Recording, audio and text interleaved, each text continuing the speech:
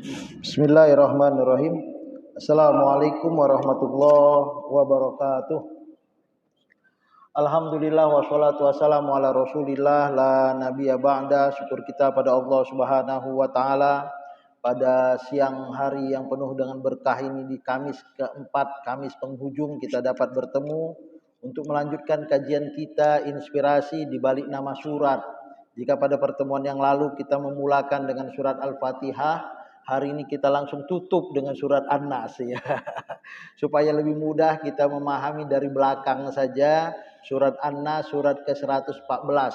Shalawat dan salam kita sampaikan kepada Nabi Muhammad sallallahu alaihi wasallam, uswatun kita, teladan kita bagaimana berinteraksi dengan Al-Qur'an supaya kita hidup bahagia di dunia dan bahagia di akhirat. Terima kasih kita kepada Pelindo BKM Masjid yang kita cintai pada siang hari ini yang memfasilitasi kepada kita kenyamanan tempat, dan mudah-mudahan bulan depan kita sudah dapat layarnya supaya lebih fokus lagi. Sudah ada layar, tinggal in fokus yang dalam proses penempatan supaya lebih pas pada posisinya. Bapak Ibu yang dirahmati Allah, surat An-Nas ini sesuai kita lihat dalam tema kita.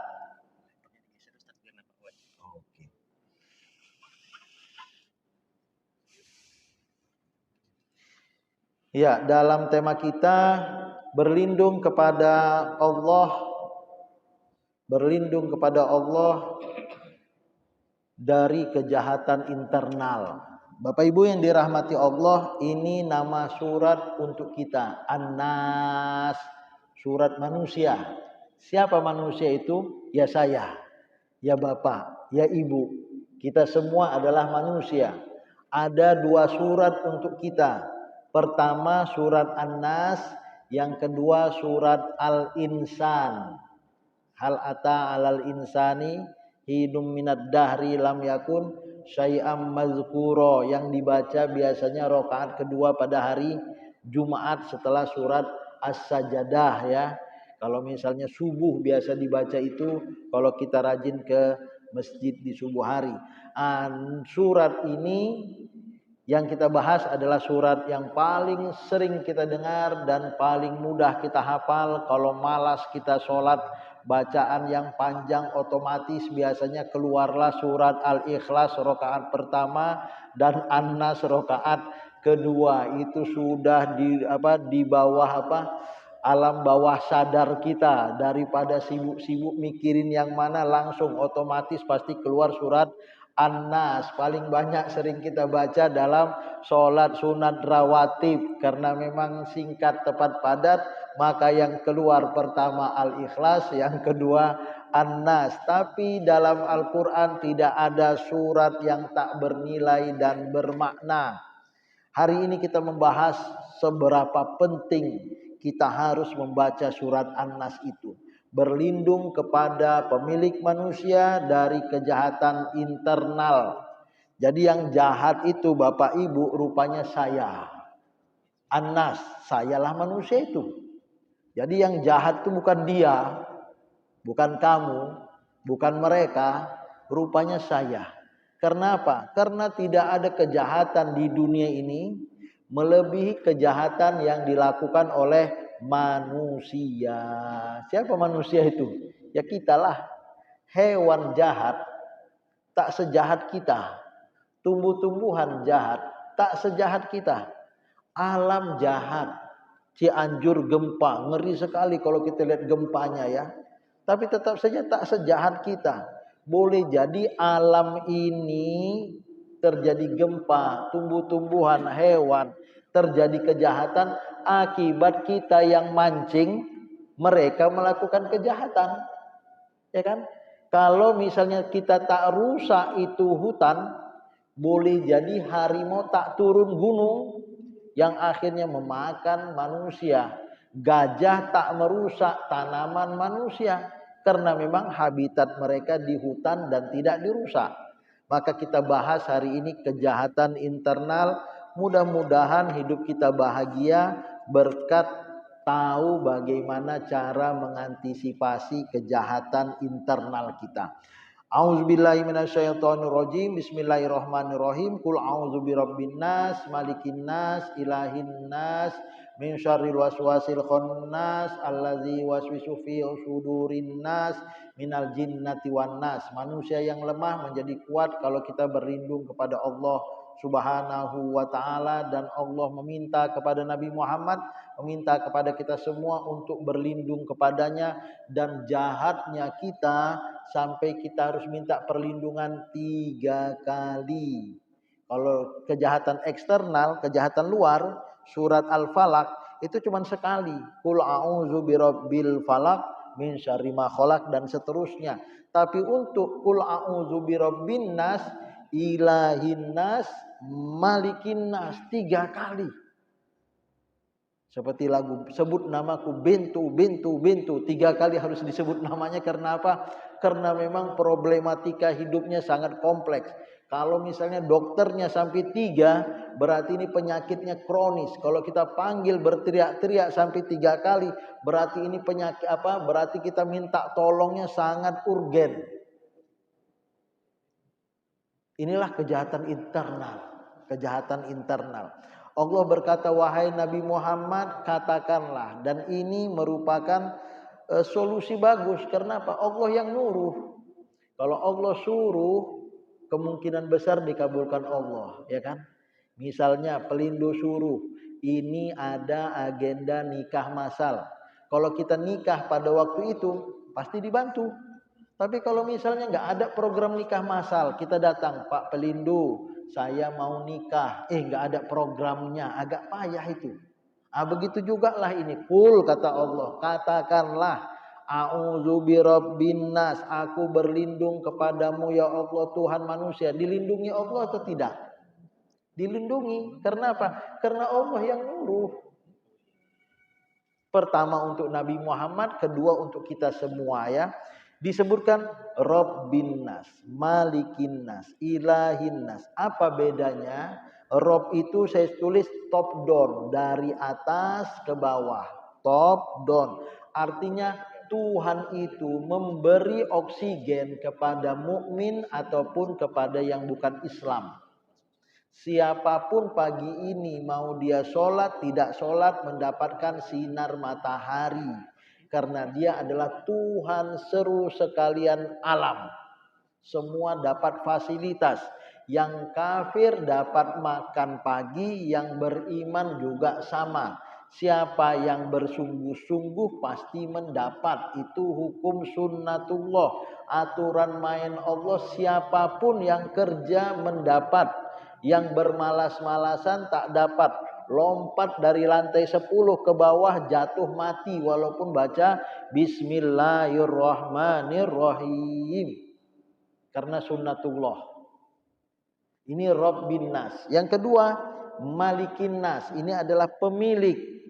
Pemilik ini berarti penguasa alam raya. Kalau Rabb itu kita kaitkan dengan apa? Dengan anak bayi, anak kecil yang perlu pendidikan, maka Malik itu ada yang menggambarkan tentang kita yang sekarang lagi doyan-doyannya memiliki. Ini adalah masa muda, masa di mana kita perlu pemilikan, dan pemilik alam raya ini adalah Allah Subhanahu wa taala. Kalau Rabba yurabbi tarbiyah adalah masa kecil. Ilahin nas itu ada yang mengatakan manusia yang sudah pensiun ke atas lah, ya. Umur 50 tahun ke atas, kalau sudah nggak dekat dengan Tuhan, kapan lagi dia mau dekat? Walaupun sebenarnya tarbiyah, pemilikan dan ilahiyah ini diperlukan dari sejak dini sampai nanti wafat. Tapi kalau memang harus dikelaskan bahwa ini adalah 3 tingkatan kehidupan manusia. Tarbiyah itu anak kecil perlu dididik. Malik itu perlu diatur bagaimana cara pemilikan, ada STNK, ada SHM, ada apa namanya, surat-surat kepemilikan itu harus legal formal, ada surat nikah tadi yang dibuat oleh bidang kemakmuran Masjid Pelindo supaya legal formal, ada KK, ada SIM, ada STA, itu semua bagian dari pemilik. Dan kalau sudah tua ada ilahin nas, di mana kita sudah bottom up. Kita dari bawah menyembah yang Allah. Ini kelebihan orang yang beriman. Maka kita 3 kali memanggil Allah dari berbagai sisi. Dari sisi atas ke bawah. Dari sisi tengah. Dari sisi atas ke bawah, bawah ke atas. Dari 3 level ini kita meminta kepada Allah supaya kejahatan saya bisa saya anulir. Supaya kejahatan saya bisa saya antisipasi. Karena Ustadz Jainal bisa marah. Bapak-bapak bisa marah. Alhamdulillah di masjid ini agak reda dia. Tapi di pinggir jalan kalau misalnya sepeda motor kita atau mobil kita kena serempet orang, wah kita kejar itu. Kenapa kok serempet gitu kan? Padahal kalau dibetuli cuma harganya 50.000 atau 100.000-nya ya kan. Tetapi marahnya bisa sampai jantungan, bisa sampai berobat ke rumah sakit biaya jutaan. Inilah dia min syarril waswasil khannas. Setan hanya menggoda dan mendunggu. Bapak Ibu yang dirahmati Allah, tetap saja yang jahat saya. Jangan salahkan setan. Tugas setan jelas. Apa tugas setan yang jelas itu? Di sini min syarri dari kejahatan setan. Al-waswas, al-khonnas. Al-waswas, al-khonnas. Apa beda al-waswas dengan al-khonnas? Al-waswas itu artinya membisikkan. Bisik. Yuwaswis, membisikkan. Khonnas, bersembunyi. Bapak Ibu, setan itu bagaikan laptop ini yang hidup 24 jam. Kalau nggak kita gunakan, apa kerja laptop ini? Standby dia. Setan itu bagaikan laptop ini. Tugasnya cuma 2. Kalau nggak dia aktif, dia standby. Kalau dia nggak goda kita, dia tunggu kita kapan lemah.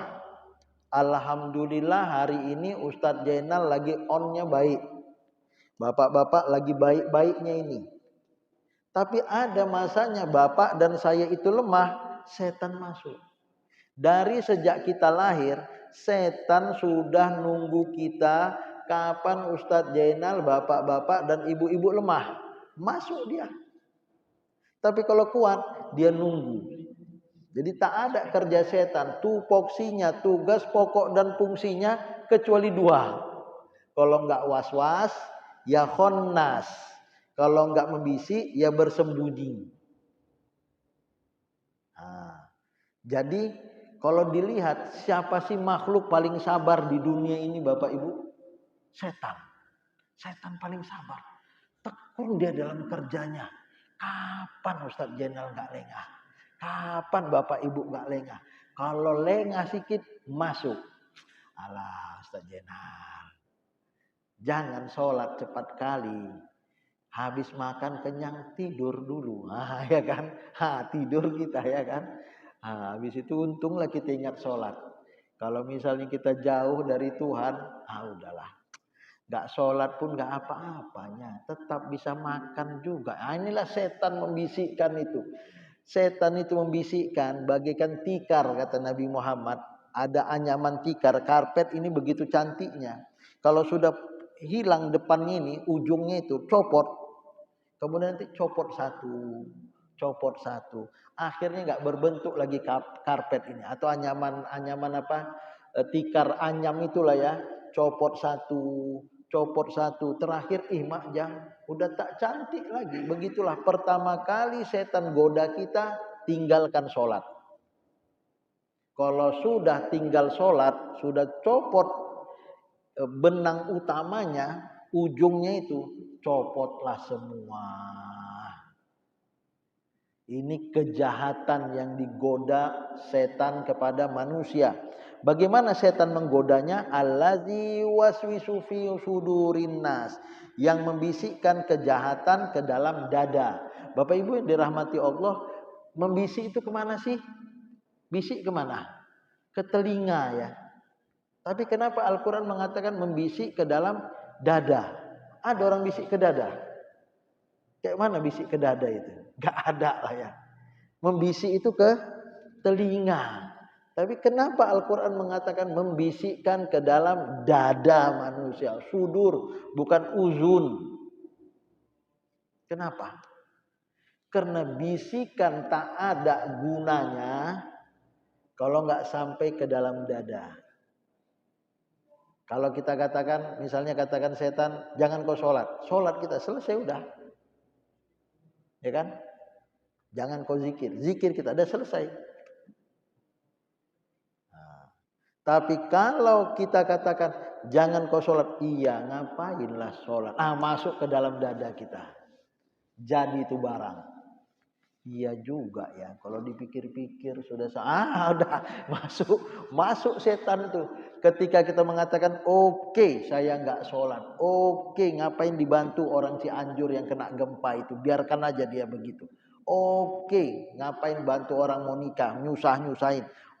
Itu semua keputusan di dalam dada. Maka Al-Quran langsung otomatis dibisikkan tidak akan berpengaruh sampai ke dalam dada. Maka kita minta kepada Allah, ya Allah lindungi aku dari godaan setan sehingga hatiku, dadaku berubah jauh darimu. Na'udzubillah min zalik. Ya. Fi sudurin nas minal jinnati wan nas. Dari yang menggoda itu ada dua, Bapak. Jenis jin dan jenis manusia. Nah, bagaimana? Mana yang lebih dahsyat? Godaan jin atau godaan manusia? Jin itu cuman menggoda saja. Jadi ada beda jin dengan hawa nafsu kita, kata Syekh Muhammad Mutawalli Sya'rawi. Kalau hawa nafsu, kalau jin menggoda kita, yang penting kita melakukan maksiat. Yang penting kita melakukan maksiat. Karena tugas utama dia bagaimana kita menjadi jahat. Cuman itu di permukaan. Ustadz Jainal kuat dalam ibadah, dia nggak ganggu ibadah. Kuat dalam perempuan, dia nggak ganggu perempuan. Kuat dalam minum-minuman, nggak mabuk, dia nggak goda itu. Nggak merokok, nggak narkoba, dia nggak goda itu. Boleh jadi Ustadz Jainal suka dengan uang, dia mulai goda dari segi uang. Kuat juga dengan uang, dia cari temperamental orangnya. Buat bagaimana Ustadz Jainal marah. Segala macam kejahatan, setan goda, yang penting endingnya Jainal, bapak, ibu jadi jahat. Itu setan. Kalau nafsu itu lain. Kalau nafsu, saya nafsu dengan si gadis A, maka bagaimana saya harus dapat gadis A itu? Kejar, otak kita akan bekerja, pikiran kita akan bekerja satu dan fokus. Itu kejahatan dari nafsu kita. Hebatnya secara eksternal dari setan kita digoda, dari dalam pun kita digoda. Bapak Ibu, kalau bukan karena perlindungan Allah, sangat payah kita dapat lepas. Maka ayat ini dibaca. Sepele, tapi maknanya luar biasa. Maka dapat kita ambil kesimpulan, kita baca ya. Allah pelindung manusia dari kejahatan diri internal. Pertama, kejahatan diri atau nafsu itu sungguh luar biasa. Bahaya kejahatan internal sangat luar biasa hingga mengajarkan manusia untuk menyebut nama Allah 3 kali. Pertama, Allah adalah Tuhannya, top down. Kedua, Allah adalah penguasa manusia alam raya. Ketiga, Allah adalah sembahan manusia atau bottom up. Manusia akan kembali kepada Allah untuk mempertanggungjawabkan segala perbuatannya selama di dunia. Poin kedua yang sangat penting, min syarril waswasil khannas, setan hanya menggoda dan menunggu. Setan musuh utama manusia, waspada dan berlindung kepada Allah adalah jalan keluar. Poin ketiga, keputusan kejahatan ada dalam diri manusia. Yes, I do it, itu sayalah yang menentukan. No, it's forbidden, jangan, ini dilarang, itu keputusan saya. Disinilah namanya kejahatan internal itu terjadi. Setan itu dari jenis jin dan manusia. Kejahatan manusia terkadang lebih jahat daripada jin. Maka kita mengatakan harus pilih teman yang baik, harus pilih istri atau suami yang baik, karena dia menentukan masa depan kita. Kalau kata istri yang baik, Mas jangan cari rezeki yang haram, amanlah rumah tangga kita.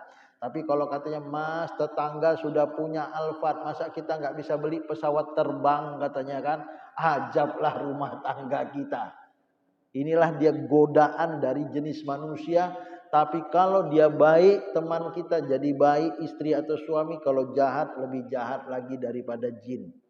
Dengan demikian kita dapat mengambil kesimpulan ini, bahwa surat yang sederhana ini memiliki makna yang luar biasa. A'udzubillah, a'udzubirabbin nas, a'udzubirabbil falak. Aku berlindung kepadamu ya Allah, Tuhan manusia, Tuhan yang pemecah belah alam al-falak, dari terbit fajar subuh.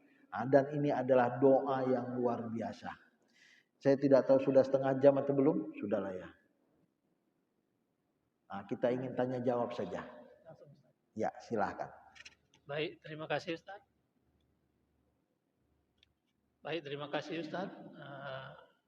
Kita persilahkan kepada para jemaah yang ingin melakukan tanya jawab.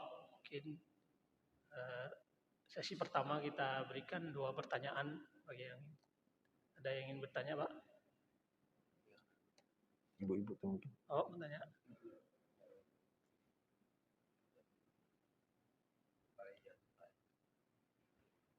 Ada? Assalamualaikum warahmatullahi wabarakatuh, Ustaz. Waalaikumsalam. Dari tafsir ini kita pahami ada, mohon penjelasan Ustaz. Di sini ada disebutkan setan. Itu dari jenis jin dan manusia. Setan ini makhluk atau sifat? Satu. Yang kedua, ketika dihadapkan antara malaikat dengan iblis, jin yang suruh mengambil Adam, itu kan katanya malaikat, Ustaz. Nah, kemudian diusir. Nah, ini apa hubungannya dengan jin dan manusia ini, Ustaz? Dan malaikat yang berubah itu seperti apa dia jadinya? Apakah dia disebut jadi jin atau seperti apa? Nah, kemudian keputusan kejahatan ada dalam diri ada manusia. Dan kita tahu waktu nafsu itu dijadikan, nafsu itu kan direndam sampai 200 tahun Ustaz ya kalau nggak salah. Belum mengakui pada saat 100, kemudian dimasukkan lagi dan mengakui. Nah, ini andil-andilnya itu cuma Ustaz. Apakah hati itu cuma membuat keputusan, tapi aksi itu ada di otak dan aina ruhnya Ustaz. Demikian Ustaz. Assalamualaikum warahmatullahi wabarakatuh. Waalaikumsalam warahmatullahi wabarakatuh. 1 tapi 3 pertanyaannya, sungguh luar biasa. Jadi yang pertama tentang apa tadi? Tentang apa tadi pertama? Iya, setan. Jadi Bapak Ibu yang dirahmati Allah, apakah setan itu makhluk atau sifat? Ulama masih berbeda pendapat tentang itu. Ada yang mengatakan bahwa Allah menciptakan Adam dan iblis. Adam adalah bapak manusia, iblis adalah bapak setan. Jadi manusia bapaknya Adam, setan bapaknya iblis. Kemudian dipertanyakan berikutnya, apakah iblis ini jin atau makhluk tersendiri? Di situ letak perbedaan. Ada yang mengatakan dalam Al-Quran jelas disebutkan kana minal jinni, bahwa iblis itu bagian dari jin. Dia bukan bagian dari malaikat. Tapi kenapa dia disuruh untuk sujud ke hadapan Adam? Dia disuruh sujud karena dia sama-sama dengan malaikat bertasbih. Bahkan iblis adalah hamba Allah, makhluk Allah, jin yang sangat taat di hadapan Allah dari seluruh makhluk yang menyembah Allah. Maka kata Syekh Ibnu Katsir dalam tafsirnya, iblis diilustrasikan bagaikan meraknya malaikat. Kalau yang malaikat itu mungkin burung biasa, Maka iblis adalah merak. Gimana merak? Cantik, warna-warni, mengkilau, luar biasa. Dan ini adalah lambang ketaatan iblis. Jadi iblis itu masuk neraka bukan karena kemaksiatannya, tapi karena kesombongan atas ketaatannya. Dan dia dari golongan jin. Dengan demikian, apakah ada makhluk khusus yang namanya setan? Apakah ada makhluk khusus yang namanya iblis? Dari sini kita mengatakan bahwa makhluk itu cuman manusia, jin, dan malaikat. Ya, di samping tumbuh-tumbuhan, hewan, dan benda. Maka tidak ada namanya setan secara makhluk khusus. Jin jahat disebut dengan setan. Bapak jin jahat ini adalah iblis. Maka Nabi Sulaiman bisa bekerja sama dengan jin jahat yang namanya setan. Karena setan ini pun bisa berubah menjadi jin baik. Nah, dan itulah dakwah yang dilakukan di antara para jin yang dalam Al-Quran dikenal dengan surat Al-Jin.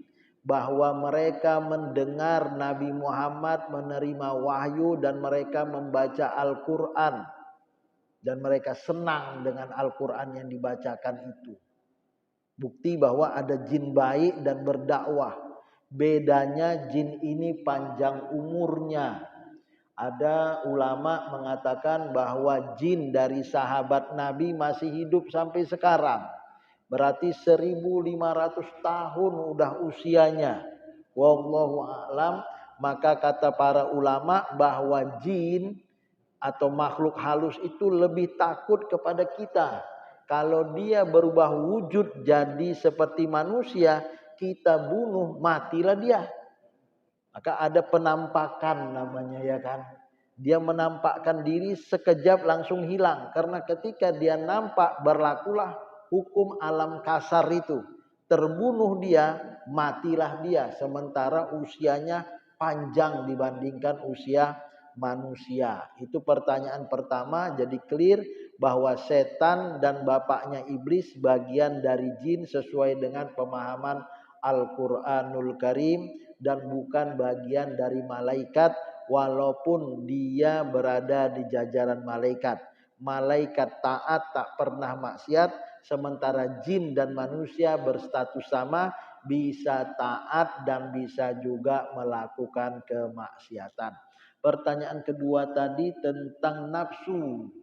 Jadi bagaimana nafsu ini, saya tidak menemukan pemahaman lebih letterlike tentang nafsu yang direndam, dipendam sampai sekian ratus tahun sehingga dia menjadi berubah.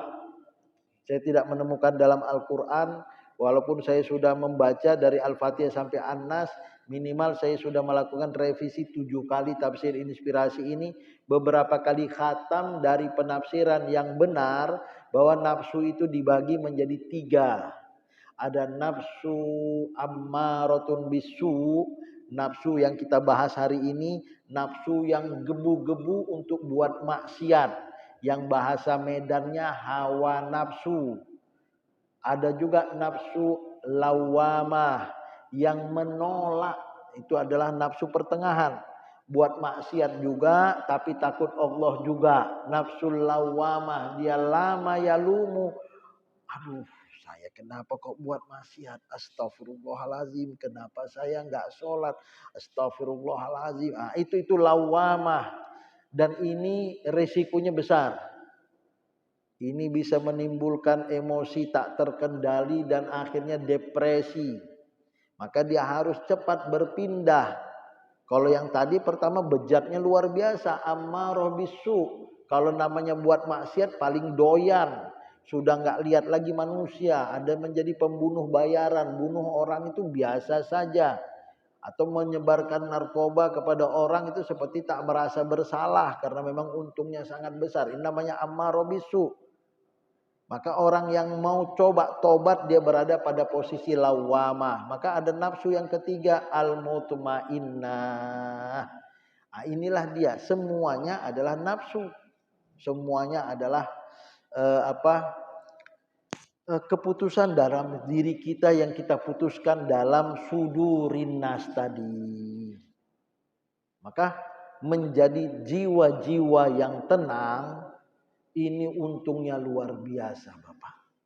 Maka kata Allah, berlindunglah kau kepadaku dengan cara memperbanyak zikir. Kata Nabi Muhammad, asyaitonu jasimun ala qalbi annas. Setan itu bersemayam di hati kita, di nafsu kita dalam bentuk nafsu ammarah bisu, dan dia jalan bagaikan saluran darah kita. Bagaimana cepatnya dia jalan, tiba-tiba naik temperamen kita. Maka kata Allah Subhanahu wa taala, bila kita mengingat Allah dia bersembunyi. Iza zukirallah khonnas, iza aghfala waswas. Jadi Bapak Ibu yang dirahmati Allah, apa solusinya? Perbanyak zikir, perbanyak surat An-Nas, perbanyak qaulul la ilaha illallah. Pagi 100 kali, sore 100 kali. Zikir pagi petang paling mudah, la ilaha illallah, la ilaha illallah, la ilaha. Isi hati kita bagaikan kita cas baterai pagi, sore, supaya baterai kita full. Apa casnya? La ilaha illallah. Fa'lam annahu la ilaha illallah. Pertanyaan ketiga tadi? Keputusan ini kan kejahatan itu ada dalam dada. Iya. Di mana ruh sama pikiran kita tuh ketika aksinya itu apakah iya. Bagaimana proses keputusan diri kita itu terjadi? Ulama berbeda pendapat. Ada yang mengatakan keputusan di dalam hati disebut dengan qalbun. Tetapi dalam doa dikatakan bahwa qalbun itu bukan keputusan hati. Karena kita berdoa, ya muqallibal qulub, wahai yang membolak-balik qalbun. Artinya qalbun itu masih dalam taraf ambil enggak ya, boleh tidak ya, enak enggak ya, masih muqallab, masih berbolak-balik. Di mana hati itu? Nah, ulama berbeda juga. Qalbun itu ada yang mengatakan di otak. Karena kita masih berpikir sampai menjadi fuad. Wa ja'ala lakumus sam'a wal absara wal afidah. Ada mata, sam'a pendengaran, wal absara mata, wal afidah hati yang damai, fuad. Jadi ada qalbun, ada aklun, ada fuad. Nah, itu dia. Yang mana yang damai? Akal itu mengikat. Jadi ada akal. Kalau orang Arab zaman dahulu masih murah. Apanya itu? Sorbannya itu masih diikat pakai yang warna hitam. Sekarang sudah sorban mahal. Sorban mahal itu sampai 3.000 real. Mahal kali. Sorban doang. Cuman diletakkan di kepala, lari kita, nggak jatuh dia. Saking kan hebatnya itu sorban, lengket di kepala kita, tak kayak mana lah. Terus kayak sutra, tapi nggak boleh laki-laki pakai sutra. Tapi begitulah. Mengikat sorban supaya tak lari namanya akal. Maka akal itu adalah berfungsi mengikat. Aku tahu berzina itu haram, tapi enak.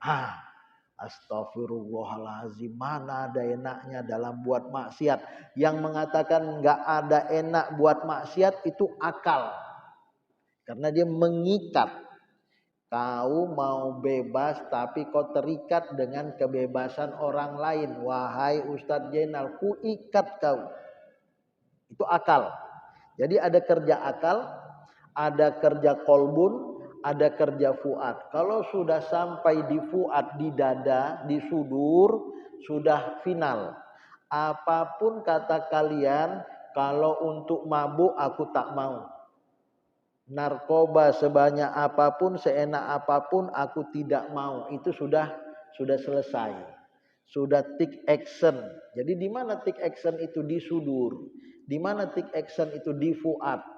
Di mana kita berpikir, di akal yang mengikat, di mana kerja kolbun itu supaya kita stabil dan tidak bolak-balik lagi. Jadi itulah ada 3 hal yang bisa kita pahami. Ada kolbun yang terus berpikir jadi enggak. Itu pertama, tahapan pertama. Yang kedua, udah jangan. Itu kerja akal sesuai dengan bahasa harfiahnya. Barulah kita stabil di bawah alam sadar, kita spontanitas. Ayo buat maksiat, enggak lah, aku enggak bisa lah.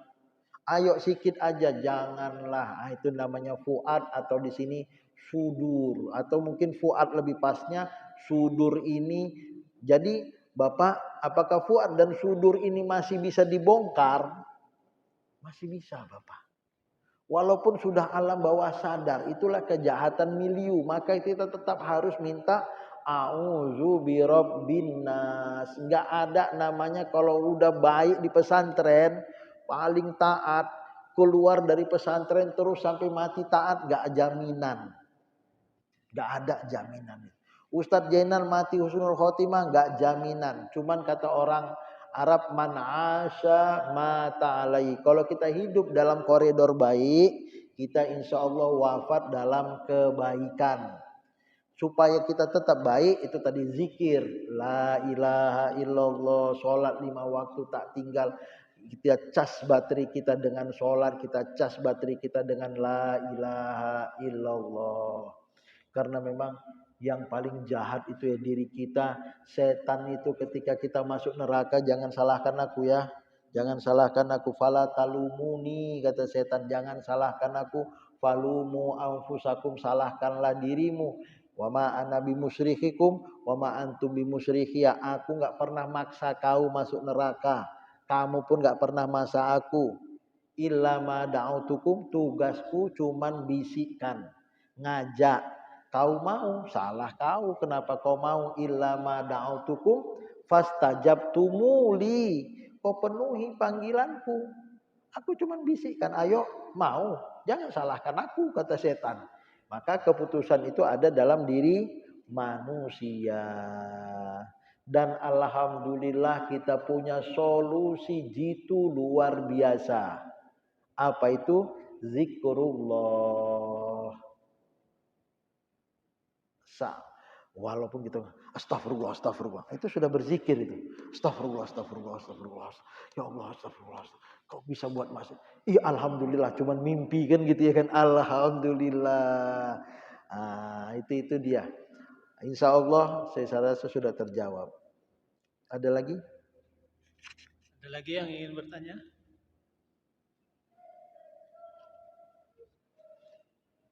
Mungkin belum ada yang ingin bertanya, Ustaz. Ya. Mungkin ada satu pertanyaan di saya, Ustaz. Ya, silakan. Terkait tadi mungkin sudah disampaikan bagaimana kiatnya kita berlindung. Ustaz sampaikan tadi zikrullah ya, banyak berzikir.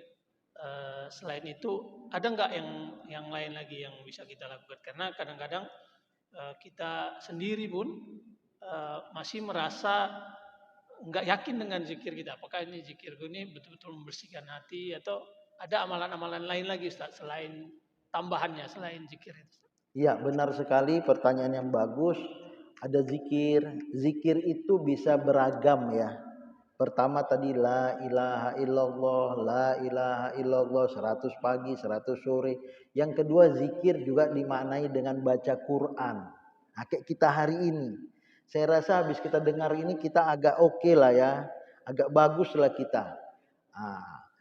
Walaupun dalam surat An-Nas yang berjumlah 6 ayat saja kita pahami, itu membuat kita tahu diri. Iya.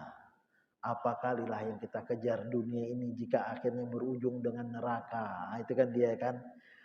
Ya Allah, kalau ini memang menuju surga, ya Allah aku buat diriku bahagia. Ini zikir yang kedua, yaitu baca Quran. Kalau di jalanan bagaimana Pak Ustadz? Pagi hari sambil di mobil, kalau kita malas punya flash disk kecil supaya kita bisa khatam, flash disk kecil dari Al-Fatihah sampai An-Nas, udah flash disk murotalkan aja tuh mobil. Ya kan? Daripada dengar yang nggak jelas, atau buka radio Fatih dari jam 6 sampai jam 7 itu masih Quran, tapi habis itu sudah nggak Quran lagi. Kalau di Mesir ada namanya Sautul Quran Minal Qahirah. Memang isinya 24 jam ya Al-Quran toh. Nah, itu bisa kita dengar sambil perjalanan. Atau mungkin kita buat kita zikirkan saja. Zikir berikutnya memperbanyak ucapan Qul huwallahu ahad, karena 3 kali Qul huwallahu ahad sama dengan 1 Quran. Jadi Bapak Ibu yang dirahmati Allah, kita khatamkan Quran di rumah kita, setan bisa keluar, hidup jadi berkah. Yang namanya temperamen bisa redam. Jadi tadi ada baca Quran, ada zikir, ada sholat juga. Baca Quran, zikir, ada sholat, itu juga menimbulkan terjauhnya kita dari godaan setan. Yang keempat berikutnya ada doa. Doa. Inilah doa. Jadi bacaan Al-Quran merangkap doa. Qul a'udzu birabbin nas, itu bacaan Quran. Di waktu yang sama itu juga adalah doa. Ya Allah, lindungi aku dari godaan setan yang terkutuk. A'udzu billahi minasyaitonir rajim. Begitu ya kan? Misalnya sholat berapa rakaat? Astagfirullah. Boleh enggak itu? Ada yang mengatakan sebagian boleh. Kita lupa bilangan sholat kita, kemudian kita beristighfar. Stop. Supaya kita ingat, ini berapa rakaat sudah berapa. Karena itu, waktu sholat itu, sedetik saja kita diganggunya, lupa kita langsung bilangan sholat itu. 3 atau 4 ini. Hebat kali setan tuh. Tapi luar biasa Bapak Ibu. Orang yang khusyuk sholat tidak akan demensia. Tidak akan kena Alzheimer. Kenapa? Kita khusyuk tekun dalam sholat itu 15 menit, 10 menit. Dan itu membuat otak kita sehat. Nah, saya rasa ini adalah 4 cara di samping tadi yang disebutkan di sini zikrullah, walaupun semuanya bingkai besarnya adalah zikir. Zikir bisa dimakna dengan zikir dalam arti khusus, sholat juga zikir, baca Quran juga zikir, doa juga zikir. Ya, kemudian bagaimana supaya kita terjauh dari godaan setan yang lain? Perbanyak sedekah. Di samping terhindar dari musibah, setan pun jauh dari orang-orang yang bersedekah. Malaikat mendoakan kebaikan kepada kita. Allahumma a'ti munfiqan kholafan wa'ati mumsikan talafan, di setiap pagi. Ya Allah, beri keberkatan bagi si fulan, dijaga oleh malaikat kita. Dan beri kehancuran kepada si fulan karena dia tak mau sedekah. Aku tak mau dekat dengan dia, kata malaikat. Berarti kita dekat dengan setan. Nah, inilah dia 5 kiat, mudah-mudahan bermanfaat. Alhamdulillah, mungkin sudah tidak ada lagi Ustaz pertanyaan. Mungkin mohon izin Ustaz bisa ditutup dengan doa Ustaz. Iya.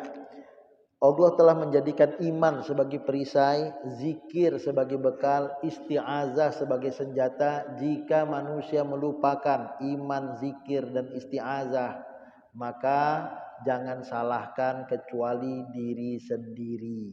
Inilah kajian kita. A'udzubillahi minasyaitonirrajim. Bismillahirrahmanirrahim. Assalatu wassalamu ala asrofil anbiya wal mursalin wa ala alihi wa sahbihi ajma'in walhamdulillahi rabbil alamin. Allahumma ja'alil Qur'anal azima rabi'a qulubina.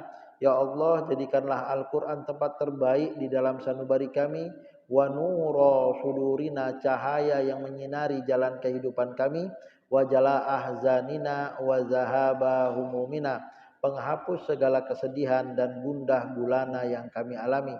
Allahumma habib ilainal iman, ya Allah cintakan kepada kami iman, wa zayyinhu fi qulubina, hiasi ia di dalam sanubari kami, wa karrih ilainal kufra wal fusuq wal isyan, jauhkan kami dari kekafiran, kefasikan dan kemaksiatan, waj'alna minar rasyidin, jadikanlah ya Allah kami hamba-Mu yang cerdas dengan memilih iman dan menjauhi kekafiran. Allahumma ja'al jam'ana hadza jam'an marhuma, ya Allah jadikan pertemuan kami pertemuan yang penuh dengan rahmat dan kasih sayang, wa tafarruqana min ba'dihi tafarruqan ma'suma, perpisahan kami setelah ini perpisahan yang penuh dengan keampunan dan kemaafan. Rabbana ighfir lana wa liwalidaina, ya Allah ampunilah dosa kami, dosa ayah ibu kami, warhamhuma kama rabbayana shaghira, sayangilah mereka sebagaimana mereka telah mendidik kami di waktu kecil. Rabbana hablana min azwajina, berikanlah kepada kami ya Allah pasangan hidup dan anak-anak yang menyejukkan mata, jiwa dan hati kami. Jadikan rumah tangga kami sakinah mawaddah warahmah, penuh dengan kedamaian, cinta dan kasih sayang.